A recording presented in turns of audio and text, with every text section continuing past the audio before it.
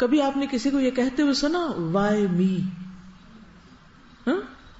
بہت دفعہ کہتے ہیں نا وائی می، میرے ساتھ یہ کیوں ہو گیا؟ اس کا اصل جواب تو اللہ کے پاس ہے اور اس کے پیچھے کوئی حکمت ہے. لیکن ہمیں کیا یقین رکھنا چاہیے کہ ہمارا رب ہم پر ظلم نہیں کرتا.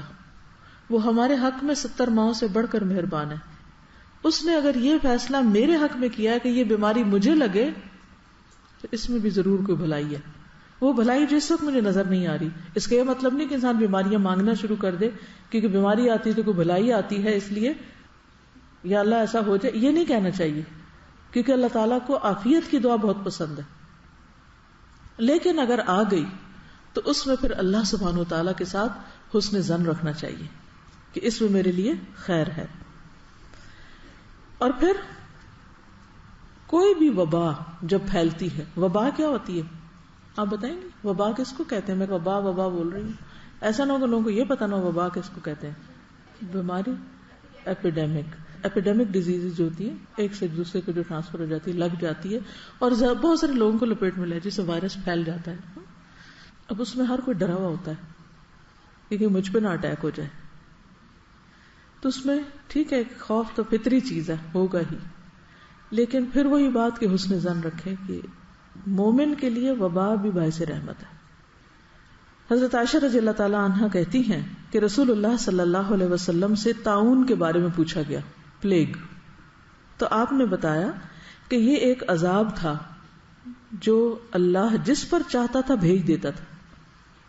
طاعون کی بیماری کو کیا کہا گیا؟ عذاب.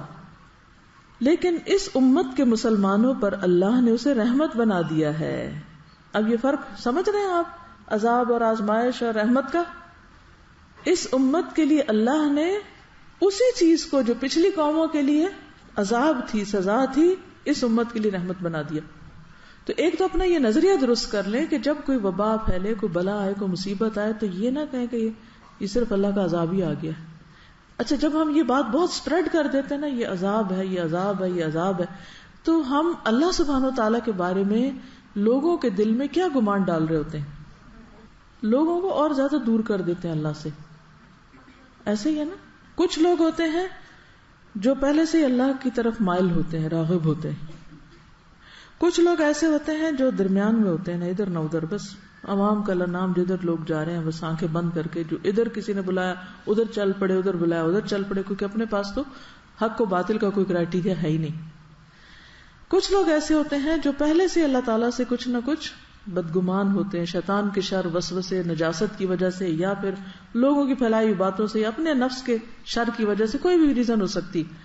ایسے لوگوں کو جب آپ اللہ کی رحمت اور عذاب کے بیلنس کے دیے بغیر کوئی بات سناتے ہیں یا سمجھاتے ہیں تو وہ اللہ تعالیٰ کے قریب آنے کی بجائے بعض اوقات الٹا اور دور چلے جاتے ہیں. اچھا تو پھر ہمیں کیوں عذاب دے رہا ہے اللہ؟ فلاں بھی تو ایسا اور ایسا کرتا ہے، ان کی کیوں نہیں پکڑ آ رہی، ہماری کیوں آ گئی؟ وہ آزمائش ان کے لیے اور مصیبت بن جاتی ہے اور وہ اور زیادہ دین سے دور چلے جاتے ہیں. تو اس لیے ٹھیک ہے ہمیں لوگوں کو خبردار بھی کرنا ہے، انہیں بتانا ہے، سمجھانا ہے، ڈرانا بھی ہے، یہ بھی دین کا ایک حصہ ہے. دیکھیے ڈرانا بھی دین کا حصہ ہے جہاں ڈرانے کی ضرورت ہوتی ہے، کیونکہ ہمارا دین بیلنسڈ ہے، معتدل ہے، اعتدال والا ہے. لیکن یہ نہیں کہ آپ صرف ڈرائیں. جو لیڈر اٹھے، جو اسکالر ہو، جو اخبار میں بیان پڑے، جو جس کی طرف سے کوئی بات آئے، جو کوئی وبا پھیلتی ہے، بلا آتی ہے، کوئی آزمائش ہے، سیلاب یا زلزلہ، تو ایک ہی بات شروع ہو جاتی کہ بس ان لوگوں پر تو اللہ کا عذاب آ گیا، دوسری کو بات ہی نہیں کہتے. تو کیا یہ حدیث آپ کو یاد رہے گی کہ طاعون جس کو نبی صلی اللہ علیہ وسلم نے خود عذاب بتایا، فرمایا اس امت کے لیے رحمت ہے.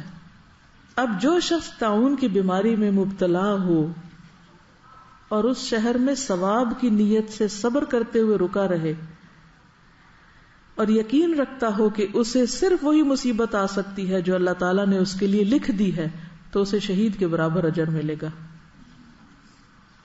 طاعون کی بیماری میں جو فوت ہوتا ہے صبر کر کے، صبر سے مراد کیا ہے کہ انسان واویلا نہ مچائے اور اللہ سے بدگمانی نہ کرے، علاج کرے، کوشش کرے کہ اس بیماری سے باہر آ جائے، لیکن اس کو تقدیر کا حصہ سمجھ کر ایکسپٹ کر رہے اور پھر وہاں رکا رہے. وہاں سے بھاگے نہیں کیونکہ منع کیا گیا وبائی علاقے سے نکلے تاکہ دوسروں تک نہ وہ پہنچے، اس کو شہادت کی موت نصیب ہوتی. تو اس امت کے لیے کیا ہو گیا یہ؟ اب ایک شخص اگر ایمان رکھتا ہے، ایک مسلمان ہے، چاہے سیدھا سادہ مسلمان ہے، اگر وہ اس بیماری میں فوت ہو جاتا ہے یا کسی اور پیٹ کی بیماری میں، تو اس کے لیے وہ موت بھی کیا ہو گئی؟ ہمیشہ کی زندگی کا ذریعہ بن گئی. تو یہ چیزیں ایک بیمار انسان کو حوصلہ دیتی ہیں، ایک مثبت سوچ دیتی ہیں. کیونکہ بہت دفعہ ہم جسمانی طور پر تو بیمار پڑتے ہیں، ساتھ ہماری اسپرٹس بھی بہت لو ہو جاتی ہیں، ہم پھر کسی بھی چیز کو مثبت پازیٹیولی دیکھ نہیں پاتے. اس سے اور زیادہ ہمارے اندر ریزسٹنس ہی کم ہو جاتی ہے کہ ہم اس بیماری سے فائٹ کر سکیں.